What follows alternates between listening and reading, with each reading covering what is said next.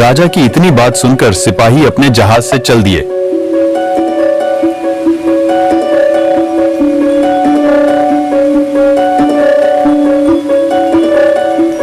वे लोग उन दोनों के तलाश में गांव-गांव घूमकर लोगों से पूछने लगे कि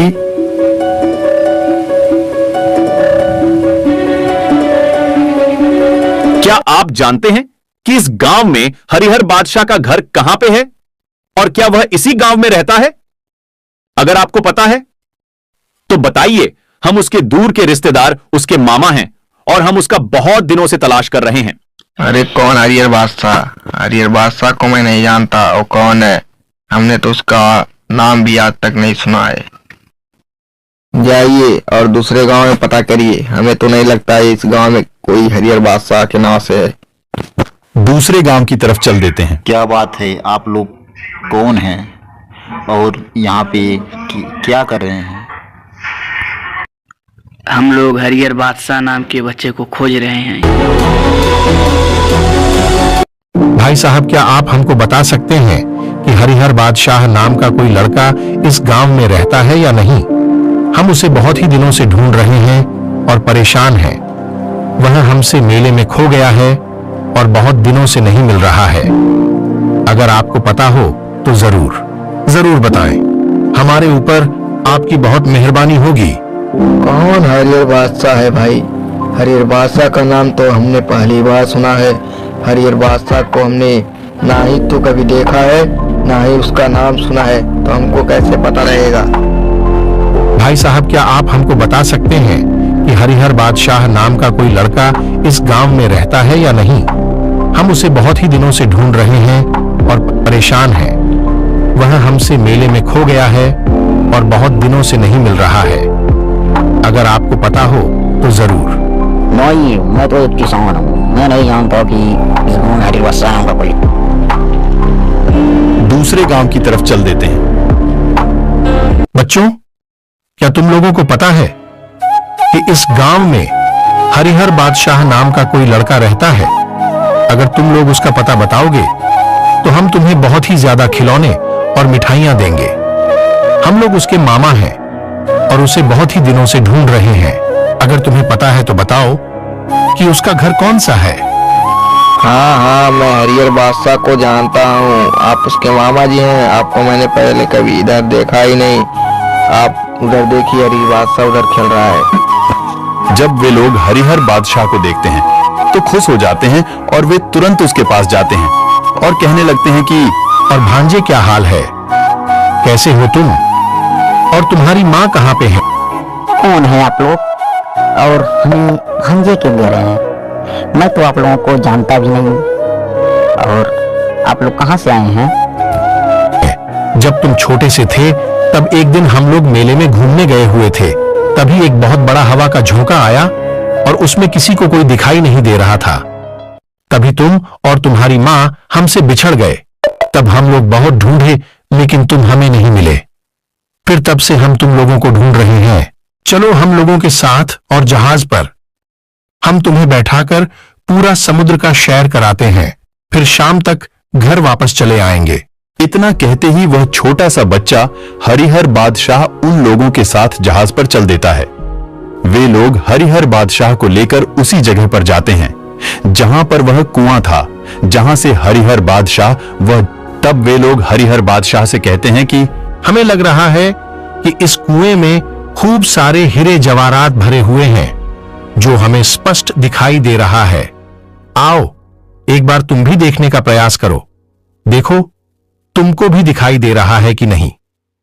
ओह, ऐसा बात है क्या? तो मैं अभी तुरंत देखता हूँ। इतना सुनते ही वह हरिहर बादशाह उन लोगों के पास आता है देखने के लिए। तभी वे लोग उसे कुएं में धक्का दे देते हैं। तभी वह गिरते गिरते कुएं के अंदर उसी जगह पर जाकर गिरता है जहां वह पहले आया था जब वह छोटा था। कुएं के बहुत ही अंदर चला जाता है और जब वह अंदर जाता है और उसके कुएं के अंदर बहुत ही खूबसूरत दुनिया दिखाई देती है और वह खेलते खेलते समुद्र के अंदर बने एक महल में चला जाता है और वहां एक बहुत ही भयानक दरवाजा भी था। तब वह छोटा बच्चा उसके अंदर जाने लगता है। जाते जाते वह एक महल के अंदर चला जाता है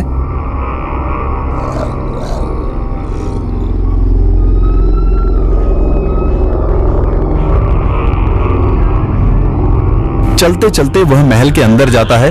तब वहां उसे एक सुंदर सी लड़की आवाज देती है और कहती है कि सुनो सुनो सुनो, कौन हो तुम और यहाँ इस महल में क्या कर रहे हो और तुम यहाँ कैसे आ गए? चलो यहाँ से जल्दी भागो, नहीं तो तुम हमारे पिताजी को जानते नहीं हो कि वो कौन है। जितना जल्दी यहाँ से जा सकते हो उतना जल्दी जाओ, नहीं तो वो तुम्हें जिंदा नहीं छोड़ेंगे।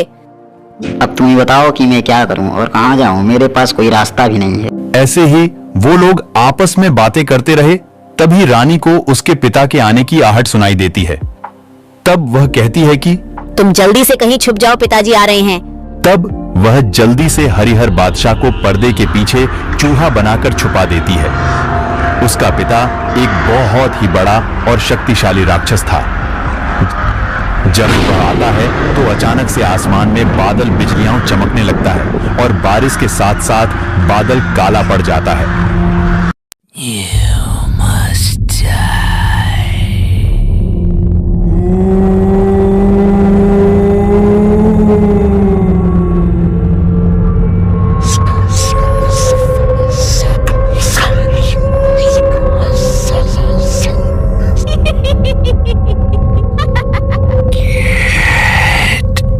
तब वह चलते चलते अपने महल के अंदर जाता है और अपने पुत्री को आवाज देता है और कहता है कि बेटी तुम कहाँ हो, जल्दी बाहर आओ। तब वह लड़की तुरंत उसके पास दौड़कर आई और कही कि पिताजी आप आ गए, बोलिए क्या बात है, क्या कह रहे हैं आप? बेटी लगता है इस महल में कोई इंसान आया है, हमें इंसान की माँ आ रही है। नहीं पिताजी, हमारे इतने खतरनाक महल में हमारे और आपके रहते कौन आ सकता है? नहीं नहीं, हमें किसी चीज की माँ आ रही है। बेटी तुम हमसे कुछ छिपा तो नहीं ना रही हो? नहीं पिताजी, हमें नहीं लगता कि यहाँ कोई है। जाइए और अपना आसन ग्रहण कीजिए। चलो ठीक है, मैं जा रहा हूँ। इतना कहकर वो राक्षस सोने चला जाता है।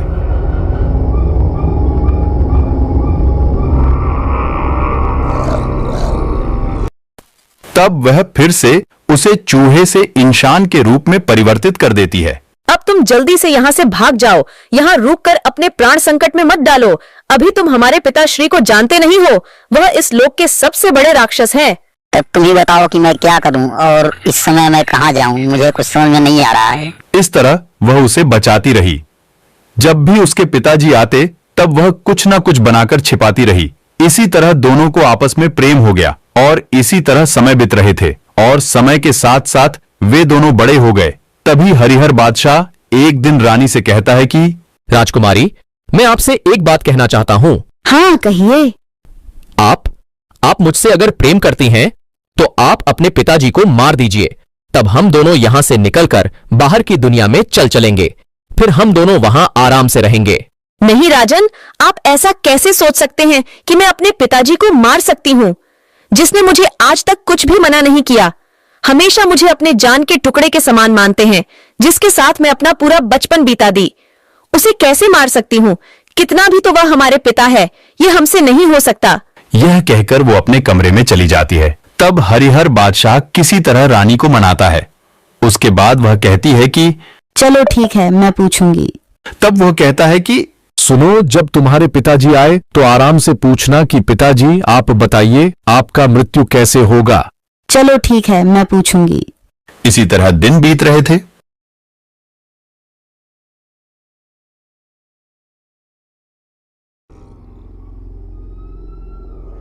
तब वह रानी अपने पिता के पास जाती है और कहती है कि पिताजी, मैं आपसे एक बात कहना चाहती हूँ। आप बुरा तो नहीं मानेंगे? मैं आपसे एक ही शर्त पर पूछूंगी, जब आप बुरा नहीं मानेंगे तब। मैंने तुम्हें आज तक किसी बात के लिए मना किया है? पूछो, क्या पूछती हो? पिताजी, आप बताइए कि आपका जीवन कब तक है और आपका मृत्यु कब होगा? हमें बहुत ही डर लग रहा है, आप कहीं हमसे दूर ना हो जाए। आप बताइए कि आपका प्राण किस चीज में बसा है। मैं उसे अस्थायी जगह पर छुपा कर रख दूंगी ताकि वह सुरक्षित रहे। तुम पूछती हो तो मैं बताता हूँ कि मेरा प्राण कहाँ है। मेरा प्राण झाड़ू में है। जिस दिन वो झाड़ू झड़ जाएगी उस दिन मेरा प्राण निकल जाएगा, मैं अपने आप समाप्त हो जाऊंगा। राक्षस की बात को सुनकर तब रानी से विचार विमर्श करके हरिहर बादशाह जंगल की ओर निकल पड़ा और चलते चलते उस जगह पहुंच गया जहां राक्षस ने अपनी मृत्यु का राज छुपा रखा था।